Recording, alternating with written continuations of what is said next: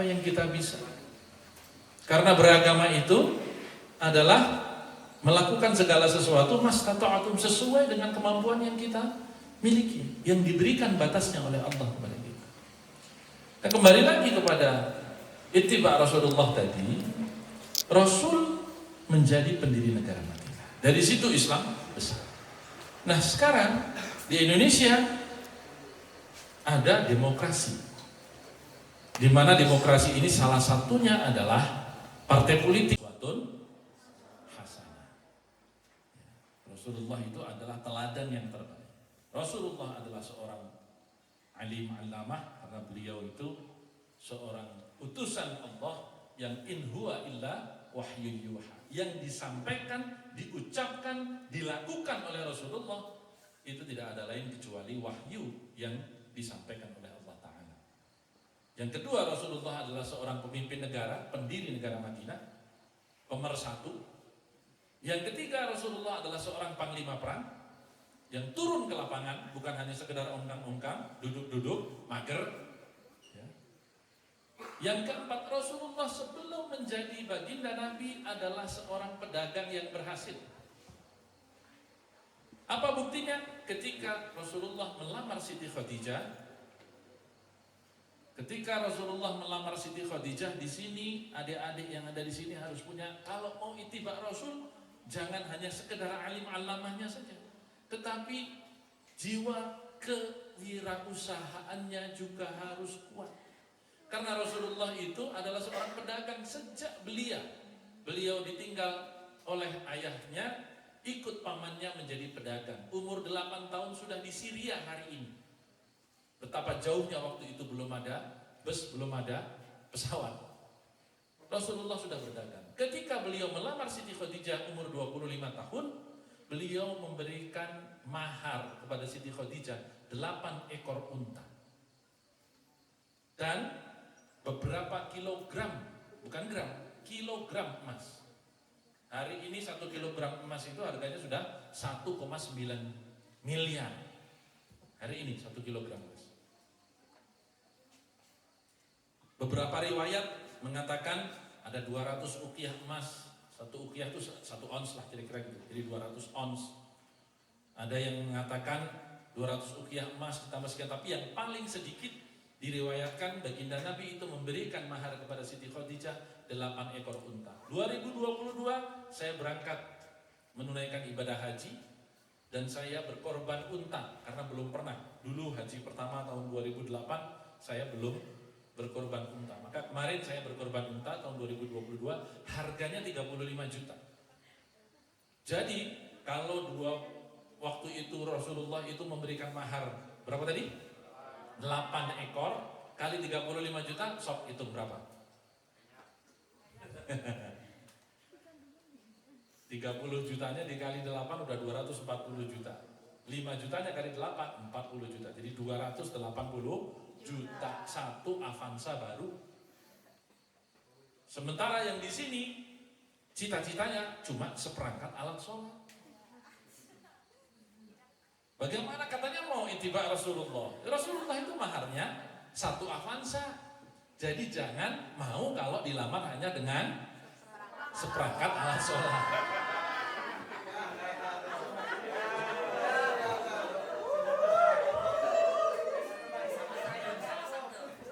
Tapi tenang, saya belain. Tapi yang dilamar juga seperti Siti Khadijah. Siti Khadijah adalah janda paling kaya di Mekah, begitu.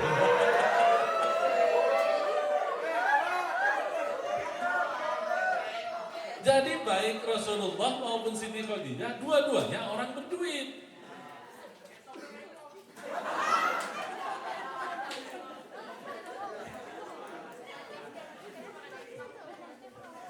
Jadi kembali lagi kepada Rasulullah tadi. Figur Rasulullah itu memiliki 5 fungsi tadi saya sebut. Sudah 4 ya. Yang pertama sebagai utusan Allah, yang kedua sebagai pemimpin negara atau pendiri negara Madinah, presiden kalau hari ini. Yang ketiga sebagai panglima perang, yang keempat sebagai pedagang yang sukses, dan yang terakhir Rasulullah itu seorang ayah yang baik. Ayah yang sangat mencintai keluarganya. Cucunya aja waktu Rasulullah sholat digendong di atasnya begini. Jadi kalau Rasulullah sujud diturunin, nanti naik digendong lagi. Jadi itu ibadah adalah Partai Persatuan Pembangunan.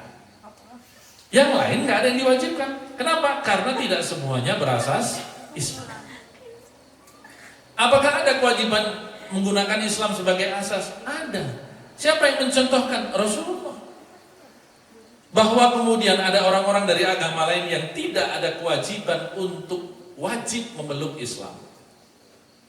Quran sendiri juga mengatakan, fadzakir innama anta mudzakir lasta alaihim bimusaitir. Ingatkan Muhammad, orang-orang yang ada di sekelilingmu itu, innama anta mudzakir, tapi kamu harus ingat, kamu tuh cuma mengingatkan saja. Lasta alaihim bimusaitir. Tidak ada kewajiban kamu untuk memaksa mereka mengikuti kamu. Maka tugas kita menyampaikan, bukan memaksa orang untuk ikut kita. Bedakan antara menyampaikan kebenaran dengan memaksa orang untuk mengikuti kebenaran yang kita anggap sebagai kebenaran. Tugas kita hanya menyampaikan. Hidayah urusan Allah. Jangankan orang lain. Pamanda Rasulullah yang bernama Abu Talib, yang menjadi pelindung Rasulullah sampai dengan wafatnya, tidak mengucap 2 kalimat syahadat. Kurang apa? Paman Rasulullah, pelindung Rasulullah, pelindung dakwah Islam. Tetapi hingga akhir hayatnya tidak mengucapkan 2 kalimat syahadat. Apa buktinya?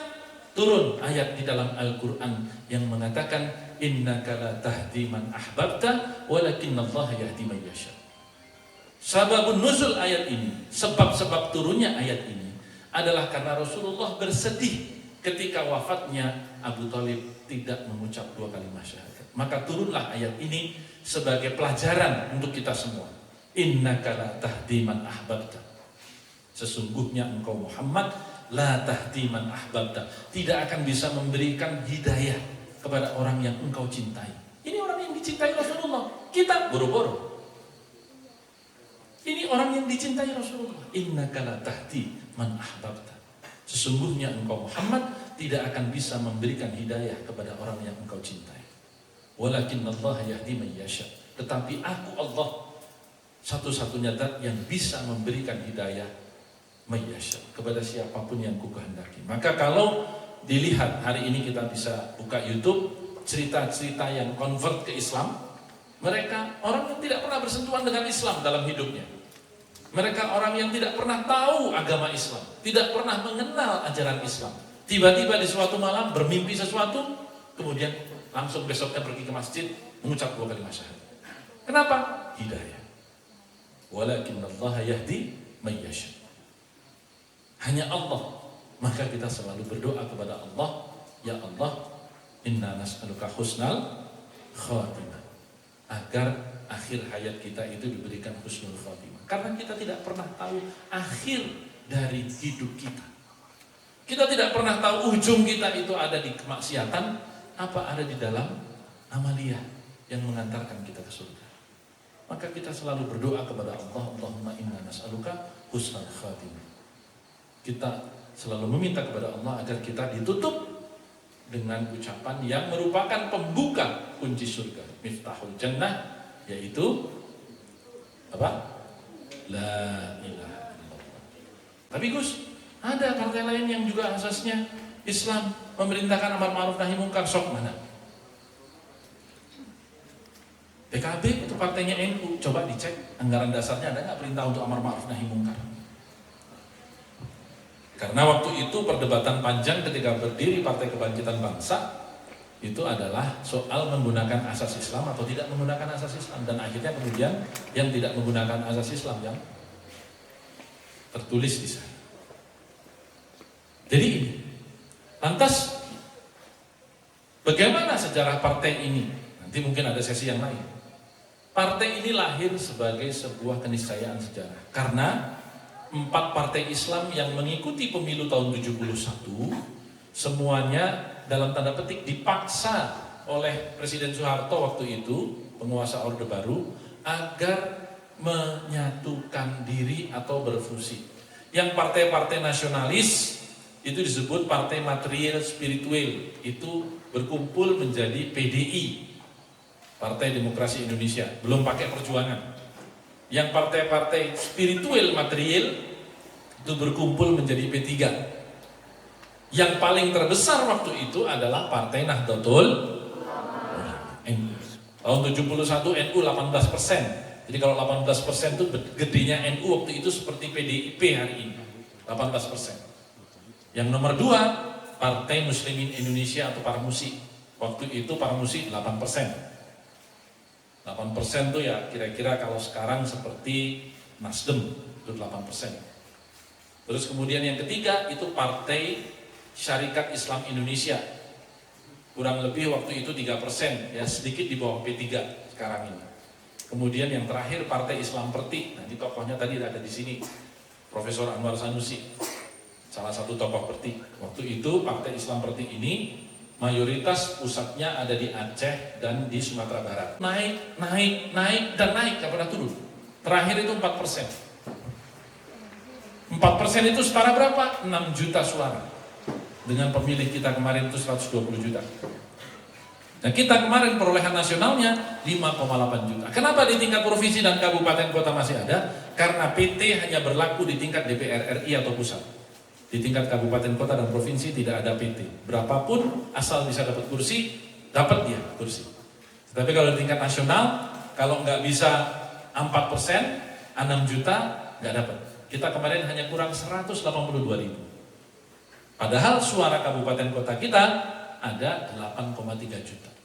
Ini yang hari-hari ini sedang saya ikhtiarkan. Mungkin kalau adik-adik mengikuti saya di podcast, mengikuti saya di berita-berita TV, karena kita akan melaksanakan muktamar besok di akhir bulan September 2025.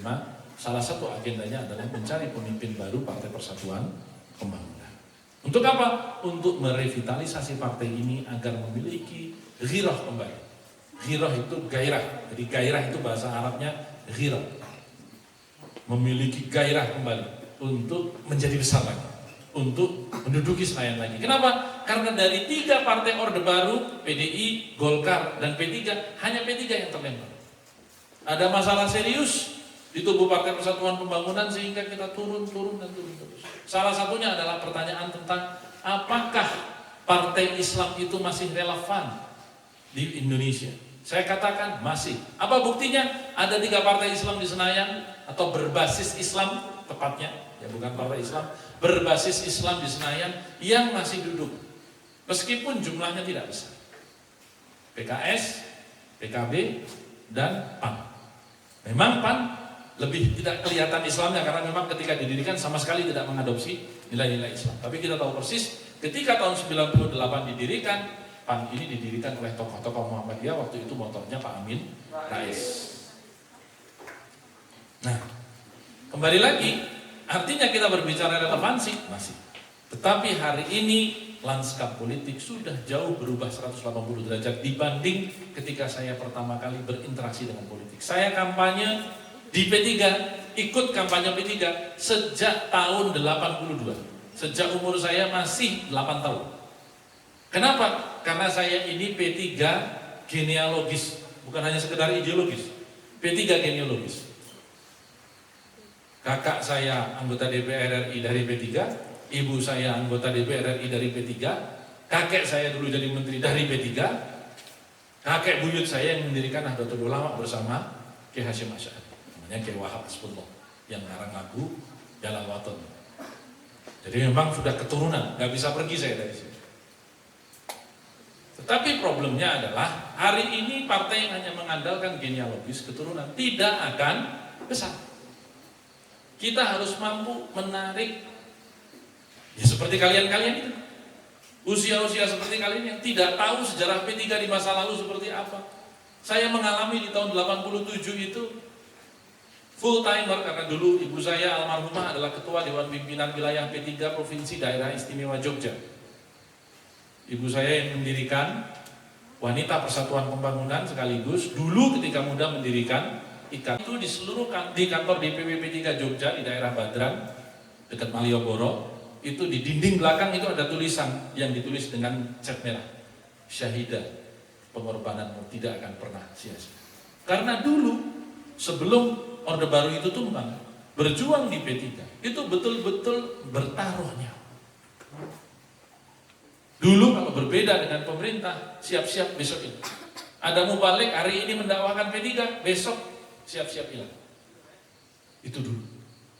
Tapi kalian dan usia-usia seperti kalian tidak tahu sejarahnya, tidak mengalami sejarah. Saya mengalami. Maka P3-nya itu betul-betul terpatri di dalam hati. Kenapa? Karena mengalami. Seeing is believing.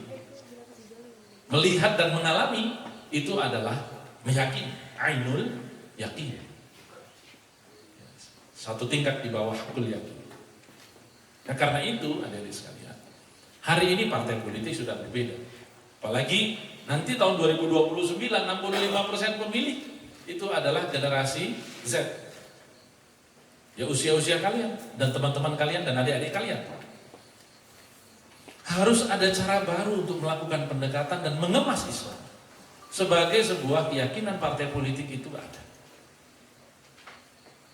Bagaimana caranya? Ya, tentu itu adalah olah kreatif.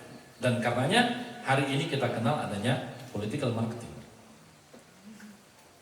Ketika 2014 sampai 2019 saya menjadi ketua umum, saya mencoba untuk mengadopsi gaya-gaya anak muda, ya, dan waktu itu saya coba untuk melakukan penetrasi melalui jalur-jalur social media ads. Saat itu sudah mulai social media ads. Tetapi kan kemudian pendekatan ini dari ketua umum satu dengan ketua umum berikutnya belum tentu sama. Ini yang hilang kemarin pada periode 19 sampai 24. Kurang, saya katakan. Maka kemudian P3 tertinggal di level usia Gen Z. Maka kita tidak lolos. Apakah masih bisa direvitalisasi? Bisa. Kenapa tidak?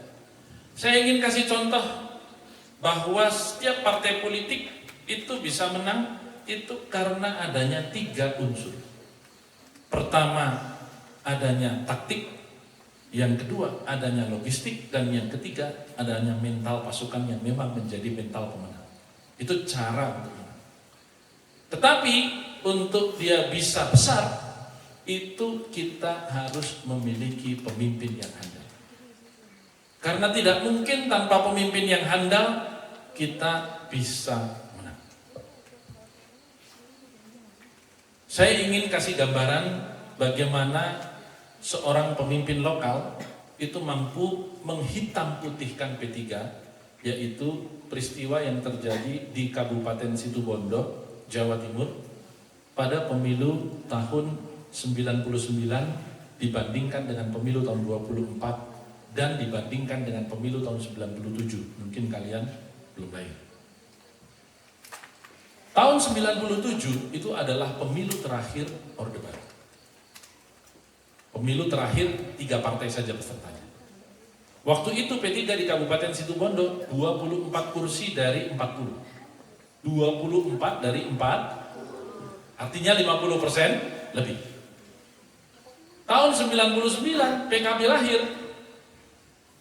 Tokoh P3 di situ namanya adalah Kiai Fawaid As'ad Syamsul Arifin. Kiai As'ad Syamsul Arifin ini pada suatu masa pernah menjadi Rois Am pengurus besar Nahdlatul Ulama. Dan ini putranya pertama, namanya Kiai Fawaid. Sekarang juga sudah almarhum. Saat itu Kiai Fawaid mengikuti mayoritas ulama NU yang kemudian memilih bergabung dengan PKB. Sehingga tahun 99 kursi P3 berapa kira-kira? Kira-kira berapa kira-kira? Tahun 97 pemilu terakhir Orde Baru yang 3 partai, kita 24 kursi. Tahun 99 peserta pemilunya ada 48. Kira-kira P3 dapat berapa? Berapa? 35, kok malah naik? Tadi 24 kita, kursinya aja 40 cuma. 18. Terus ada dapat di sini? 11. Silakan. Berapa? Belasan. 18. Salah. P3 tahun 99 di Kabupaten Situbondo 0 kursi. Dari 24 Kiai Fawaid berpindah ke PKB, P3 langsung nol bulat. Tetapi di tahun 2003 Kiai Fawaid bertengkar dengan almarhum Gus Dur. Waktu itu ketua umum PKB Gus Dur. Bertengkar. Karena bertengkar tahun 2003 Kiai Fawaid kembali lagi ke P3. Tahun 2004, nah P3 dapat berapa kira-kira? 2 enggak. Tahun 2004 P3 kembali lagi menjadi 16 kursi. Tidak 24 tapi 16. PKB yang habis tinggal 8 kursi. Kalau dijumlah tetap 24. Antara P3 dan PKB. Saya ingin katakan sebegitu besarnya pengaruh pemimpin kepada partai politik. Kenapa? Karena di Indonesia itu patron klien. Kita terlalu lama dijajah oleh Belanda sehingga budaya patronase, ada atasan, ada bawahan. Kerajaan begitu lama menguasai Nusantara ini sehingga ada orang yang memiliki kelebihan-kelebihan, ada orang yang rakyat biasa. Itu yang terjadi. Sehingga ketika Islam datang pun waktu itu menjadi besar karena para wali songo memasukkan Islam melalui Islamnya kerajaan-kerajaan. Jadi yang dipilih wali songo itu bukan kemudian mendekati rakyat pelan-pelan mengislamkan, tetapi memasuki sultannya dulu. Raden Patah itu diambil oleh wali songo sebagai penerus pertama pembuka kerajaan Islam, karena Raden Patah adalah cucu dari Brawijaya V, raja terakhir Majapahit, kerajaan terbesar kedua setelah Sriwijaya. Karena kemudian dijuduli ini adalah keturunan kerajaan Majapahit, maka rakyatnya ikut. Dari yang tadinya Hindu 100% berubah menjadi Islam hampir 100%. Itu yang terjadi. Dengan cara yang damai. Lagi-lagi caranya adalah kekuasaan. Maka menjadi penting untuk duduk di kekuasaan itu dipegang oleh orang-orang yang memiliki akidah, dipegang oleh orang-orang yang memiliki keyakinan tentang amar ma'ruf nahi munkar. Kalau tidak, kalau orang-orang baik, kalau orang-orang soleh, orang-orang solihah diam saja, tidak memegang kekuasaan, maka kekuasaan akan dipegang oleh orang-orang yang zalim.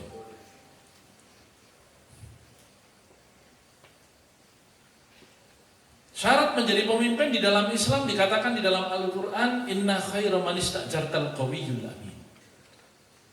Jadi ketika Nabi Musa waktu itu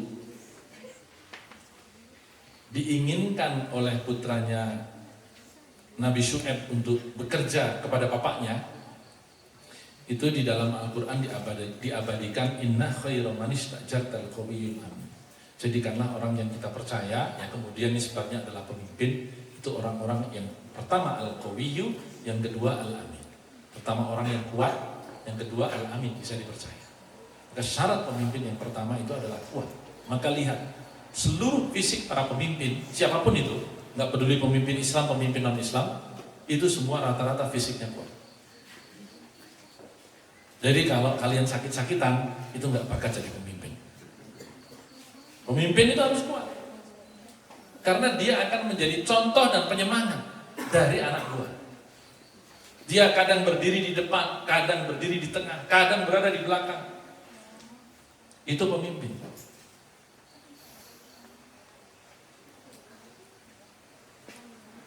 Yang kedua syarat pemimpin adalah inni hafizun alim. Sesungguhnya aku ini menyitir ucapan baginda Nabi Yusuf. Siapa Nabi siapa? Nabi Yusuf. Yang ini Nabi Yusuf. Jadi ketika Nabi Yusuf itu melamar menjadi menteri keuangan kerajaan Mesir waktu itu, Nabi Yusuf mengatakan inni hafizun alim. Tak kurang juga. Imannya siapa? Iman para malaikat. Dari dulu diperintahkan untuk menjaga neraka, ya menjaga neraka. Dari dulu diperintahkan mencabut nyawa, nggak ada ceritanya malaikat Israel itu protes, ya Allah saya udah kebanyakan nyabut nyawa orangnya, nggak ada. La yazidu wa la yanqusu. Baru yang iman-iman kita semua, yang yazidu wa yanqusu. Ada kalanya naik, ada kalanya turun. Nah, ketika turun itulah kita kemudian banyak melakukan kemaksiatan. Maka menjadi penting berteman, berkumpul, berhimpun bersama dengan orang-orang yang satu aliran, satu paham, dimanapun termasuk dalam politik. Kenapa? Karena Allah itu menciptakan kita semua tidak lain maksudnya agar kita menjadi orang yang beribadah kepada Allah.